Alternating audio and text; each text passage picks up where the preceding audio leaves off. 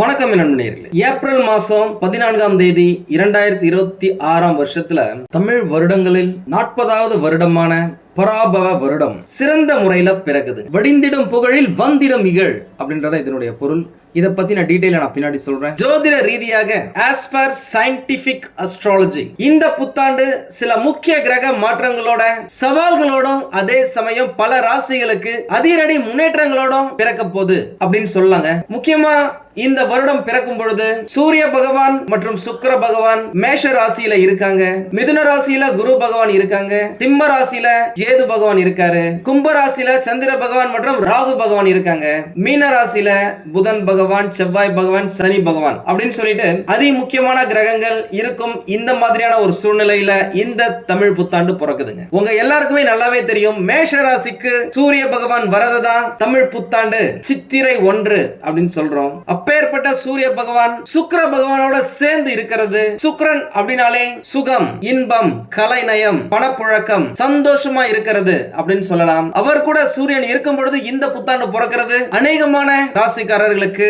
அற்புதமான அதிகப்படியான நன்மைகளை வாரி வழங்க போகுது அப்படின்னு சொல்லலாம். பொதுவா இந்த குரு பெயர்ச்சி அப்படின்னா குருவை பத்தி மட்டும் பேசுவோம். சனி பெயர்ச்சி அப்படின்னாக்கா சனி பகவானை பத்தி மட்டும் பேசுவோம். ராகு பெயர்ச்சினா ராகு பகவான் மற்றும் கேது பகவான் இவங்களை பத்தி மட்டும் பேசுவோம். ஆனா தமிழ் புத்தாண்டு பலன்கள் அப்படின்னா இருக்கிற அனைத்து கிரகங்களின் பயிற்சிகளையும் சேர்த்துதான் அவர்களுடைய நகர்வுகள் உங்களுடைய ராசிக்கு நல்லது செய்தா இல்லையா அப்படின்னு டீடைலா கணிக்கிறது தான் இந்த தமிழ் புத்தாண்டு பலன்கள். இப்ப நம்ம நேரடியா பலன்களுக்கு போயிடலாம். முக்கியமா இந்த வருஷத்துல இப்பதான் ரீசெண்டா சனி பகவான் பெயர்ச்சி ஆனாரு. வைகாசி மாசம் ஜூன் மாதத்துல தொடக்கத்துல குரு பகவானுடைய பெயர்ச்சி வரப்போகுது. கார்த்திகை மாதத்துல ராகு மற்றும் கேது பகவான்களின் பெயர்ச்சி வரப்போகுது. இதுல ராகு மற்றும் கேது பகவான் உங்களுக்கு என்ன செய்ய போறாங்க, குரு பகவான் என்ன செய்ய போறாரு, ஏற்கனவே பெயர்ச்சியான சனி பகவான் என்ன செய்ய போறாரு அப்படின்றத பார்த்தலாமா. கடகராசிக்காரர்களுக்கு அஷ்டம சனி பகவானின் தாக்கம் குறைந்து மே மாசத்துக்கு பிறகு குரு பகவானின் பெயர்ச்சியில இருந்து அவருடைய பலத்தால யோகமான பல பலன்கள் கிடைக்கும் அப்படின்னு சொல்லலாங்க. நீண்ட நாட்கள்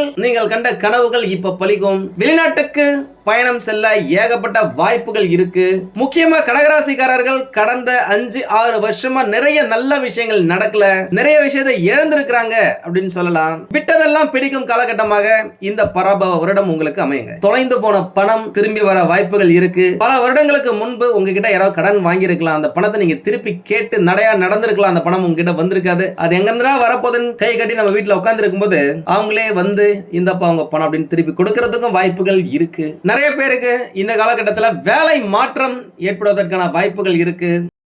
புதிய நண்பர்களின் அறிமுகம் கிடைக்கும். திருமணம் ஆகாதவர்களுக்கு இந்த காலகட்டத்தில் திருமணம் நடக்குங்க. நீண்ட நாட்களாக திருமணமாகி குழந்தை பாக்கியத்துக்காக வெயிட் பண்ணிட்டு இருக்கீங்க அப்படின்னாக்கா உங்களுக்கு இந்த பராபவ வருஷம் மிக சிறந்த வருஷமா அமையும். பொதுவாகவே கடகராசிக்காரங்க அப்படின்னாலே மனசுல நிறைய விஷயங்கள் ஓடும், நிறைய ஐடியா குடோன் அப்படின்னு சொல்லலாம். இவங்களுடைய ஐடியா சொல்லி நிறைய பேர் நல்லா வாழ்ந்திருக்கிறாங்க. அதனாலதான் கடகராசிக்காரர்களை பத்தி ஒரு லைன்ல ஓலைச்சுவடிகள்ல என்ன இருக்கும் அப்படின்னாக்கா அனைத்து விடயங்களிலும் ஆர்வம் காட்டும் கடகராசி. இதுதான் அவங்களுக்கான பாயிண்ட். சின்னது பெருசுன்னு கிடையாதுங்க. எந்த விஷயமா இருந்தாலும் சரி அதை பத்தி தெரிஞ்சுக்கணும்னு ஆசைப்படுவாங்க, தெரிஞ்சுப்பாங்க, அதை நிறைய பேருக்கு சொல்லுவாங்க. அதன் மூலமா நிறைய பேர் நல்லா இருப்பாங்க. கடகராசிக்காரர்களுடைய பேக்ரவுண்ட் நல்லா இருக்கு, பணத்துல நல்லா வசதியா இருக்கிறாங்க அப்படின்னாக்கா இவங்க தொழில்ல நல்ல இடத்துக்கு வருவாங்க. இந்த வருஷம் உங்களுடைய ராசிக்கு பாக்கியஸ்தானத்தில் 9வது இடத்துல சனி பகவான் அமர்வதும், அடுத்து குரு பகவான் உங்களுடைய ராசியிலேயே வந்து அமர்வதும் உங்களுடைய செயல்கள்ல ஸ்பீட, அந்த வீரியத்தையும் மன வலிமையையும் ஏற்படுத்தும் அப்படின்னு சொல்லலாம். சரியான ரூட்டை செலக்ட் பண்ணி நல்ல பலன்களை பெறுவீங்க. என்னக்கா இதுவரைக்கும் அஷ்டம சனி பகவானாக இருந்து உங்களுடைய செயல்களை முடக்கிய சனி பகவான் பாக்கியஸ்தானத்தில் அமர்ந்து உங்களுடைய வாழ்க்கையின் சூழ்நிலைகளை மாற்றி நல்ல முறையில உங்களை முன்னேற்றி விடுவார் அப்படின்னு சொல்லலாம். இதுவரைக்கும் கஷ்டங்களை கொடுத்ததும் அவர் தான், இனிமே உங்களை நல்லா இருக்க வைக்க போறதும் அவர் தான். அதனாலதான் சொல்லுவாங்க சனி பகவான் கொடுக்க எவர் தடுப்பார். அவர் கொடுக்க முடிவு பண்ணிட்டார் அப்படின்னாக்கா சிவபெருமானாலையுமே தடுக்க முடியாது. ஏன்னா அவர் அவருடைய கடமையை கச்சிதமா செஞ்சிருவார். அதனாலதான் இருக்கிற நவ கிரகங்களிலேயே ஈஸ்வர பட்டம் பெற்ற ஒரே ஒரு கிரகம் இந்த சனி பகவானாகிய சனீஸ்வர கிரகம் தான். இதுக்கு முன்னாடி நீங்க எந்த விஷயமா இருந்தாலும் சரி முன்கூட்டியே தெரிஞ்சுப்பீங்க, முன்கூட்டியே முடிச்சிடுவீங்க. ஆனா கடந்த ஒரு 5-6 வருஷமா எதை தொட்டாலும் கொஞ்சம் ஸ்லோவா இருந்திருப்பீங்க. அந்த விஷயங்கள் மாறுங்க. திரும்பவும் நீங்க பேக் டு தி ஃபார்ம் அப்படின்ற மாதிரி எந்த வேலையா இருந்தாலும் சரி டப்பு டப்புன்னு முடிச்சு தூக்கி அடிச்சிட்டு போயிட்டே இருப்பீங்க. முடிக்க வேண்டிய நேரத்துக்கு முன்னாடியே முடிச்சிடுவீங்க. அந்த பழக்கம் உங்களுக்கு திரும்பவும் தொடங்கும் அப்படின்னு சொல்லலாம். புதிய விஷயங்கள்ல தொடணும் அப்படின்னாலே ஒரு பயம் இருந்திருக்கும். ஏன்னா கடந்த காலகட்டத்தில் ஏகப்பட்ட ஃபெயிலியர், தோல்விகள். இனிமே அந்த விஷயங்கள் எல்லாமே தயக்கம் இல்லாம துணிச்சலாக இறங்கி வேலை செஞ்சு ஜெயிச்சு காட்டுவீங்க. உங்க மனசுக்குள்ள ஒரு குறை இருந்துகிட்டே இருக்கும். நம்ம இவங்க கிட்ட எவ்வளவு மரியாதையா இருக்கும், அவங்க நம்மள மதிக்கிறதே கிடையாது, ஏன் அப்படிலாம் இருக்கிறாங்க, நம்ம பாசத்தை தானே கொடுக்கிறோம், அவங்க பாசத்தை கொடுக்கலையே அப்படின்னு சொல்லிட்டு அந்த விஷயங்கள் மாறும். நீங்க கொடுக்கிற பாசத்துக்கு ரிஃப்ளெக்ஷன் மாதிரி அவங்க கிட்ட இருந்து உங்களுக்கு பாசம் கிடைக்கும். உங்களை நல்லா புரிஞ்சுப்பாங்க, நீங்களும் மத்தவங்களை புரிஞ்சுப்பீங்க.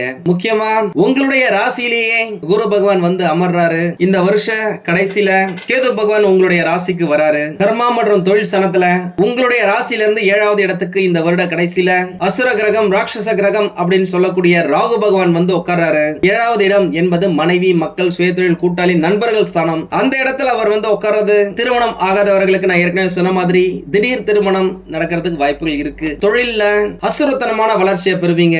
இதுவரைக்கும் கைப்பிடித்து தூக்கிவிட யாருமே இல்லை அப்படின்னு நினைச்சவங்களுக்கு எல்லாம் தொழிலா இருக்கட்டும், வேலை செய்யற இடமா இருக்கட்டும், மிக சிறந்த ஒரு பார்ட்னர், கூட்டாளி அமைவாங்க. நல்ல நண்பர்கள் இந்த காலகட்டத்தில் அமைவாங்க. முக்கியமான விஷயம் என்ன அப்படின்னாக்கா, உங்களுடைய ராசிக்கு கேது பகவானே வரப்போறதால, கேது பகவான் அப்படின்னாலே ஒரு ஸ்பிரிச்சுவல் பிளானட் அப்படின்றதால கடவுள் நம்பிக்கையோட இருந்தீங்க அப்படின்னாக்கா எல்லாமே நல்ல விஷயத்துல நடக்கும். நல்ல நண்பர்கள், நல்ல கூட்டாளி, நல்ல மனைவி, இந்து, முஸ்லீம், கிறிஸ்து யாரா இருக்கட்டும், அவங்களுக்கு பிடிச்ச கடவுள் மேல நம்பிக்கை வச்சிங்க, நேர்மையா இருக்கிறீங்க அப்படின்னாக்கா வாழ்க்கை சூப்பரா போங்க. உங்களுடைய ராசியில இருந்து 9வது இடமான குழந்தை பாக்கியம், தந்தை சனத்துல சனி பகவான் வந்து உட்கார்றாரு. இவரால தான் உங்களுக்கு குழந்தை இல்லாதவர்களுக்கு குழந்தை பிறக்கும் நான் சொல்லியிருப்பேன். இப்பேற்பட்ட சூழ்நிலையில இந்த தமிழ் புத்தாண்டு பராபவ வருடம் சூப்பரான பல விஷயங்களை உங்களுக்கு கொடுக்கும் அப்படின்னு சொல்லலாம். பொதுவாவே இந்த பராபவ வருஷத்துல இந்த குரு பகவான், சனி பகவான், ராகு மற்றும் கேது பகவான் இப்படி இருக்கும் ஒரு சூழ்நிலையில எதிர்பாராத பல பதவிகள் கிடைப்பதற்கான வாய்ப்புகள் இருக்கு. முன்பை விட சிறப்பான நலன்களை நீங்க பெறுவீங்க அப்படின்னு சொல்லலாம். சுமையா இருந்த பல விஷயங்கள் இனிமே குறைய ஆரம்பிக்கும். அது உங்களுக்கு நல்ல விஷயங்களை கொடுக்க ஆரம்பிக்கும் அப்படின்னு சொல்லலாம். படிக்கும் மாணவர்கள் நல்லா படிப்பாங்க. படிச்சு முடிச்சிட்டு கேம்பஸ் இன்டர்வியூலயே நிறைய பேருக்கு வேலை கிடைக்கிறதுக்கான வாய்ப்புகள் இருக்கு. அதற்காக என்ன ப்ரிப்பேர் பண்ணுவோம் பண்ணிக்கங்க. அதிர்ஷ்டமான நிறங்கள் அப்படின்னு பார்த்தாக்கா வெள்ளை, மஞ்சள். அதிர்ஷ்டமான எண்கள் 1, 3, 6. பரிகாரங்கள் அப்படின்னாக்கா வெள்ளிக்கிழமைகள்ல அம்மன் வழிபாடு செய்து வெள்ளை நிற பூ வைத்து 2 நெய் தீபம் ஏற்றி வேண்டி வழிபட உங்களின் அனைத்து காரியங்களும் சீரும் சிறப்புமா அமையும் அப்படின்னு சொல்லலாம். எல்லாமே நல்லா தாங்க இருக்கு. இருந்தாலும் ஏதோ ஒரு பிரச்சனை இருக்கு அப்படின்னாக்கா உங்களுடைய சுய ஜாதகத்தை பக்கத்துல இருக்கிற ஜோதிடர்களிடம் காமிச்சு விவரத்தை கேட்டு தெரிஞ்சுக்கோங்க. தேவைப்பட்ட நம்மளையும் கான்டாக்ட் பண்ணுங்க. நானும் ரெடியா இருக்கேன் உங்களுக்கு உதவி செய்வதற்காக. உங்களுக்கு இந்த வீடியோ பிடிச்சிருந்தா லைக் பண்ணுங்க.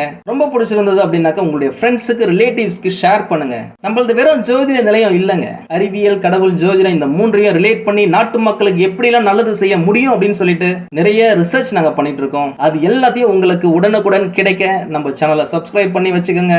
நீங்கள் இறைவனிடம் கேட்ட எல்லாமே உங்களுக்கு கிடைக்கணும்னு சொல்லிட்டு மனவளம், உடல் நலன், பொருளாதார முன்னேற்றம் என்று எல்லாமே கிடைக்க இறைவனை வேண்டி இந்த பதிவினை நான் நிறைவு செய்கிறேன். நன்றி, வணக்கம், வாழ்க வளமுடன்.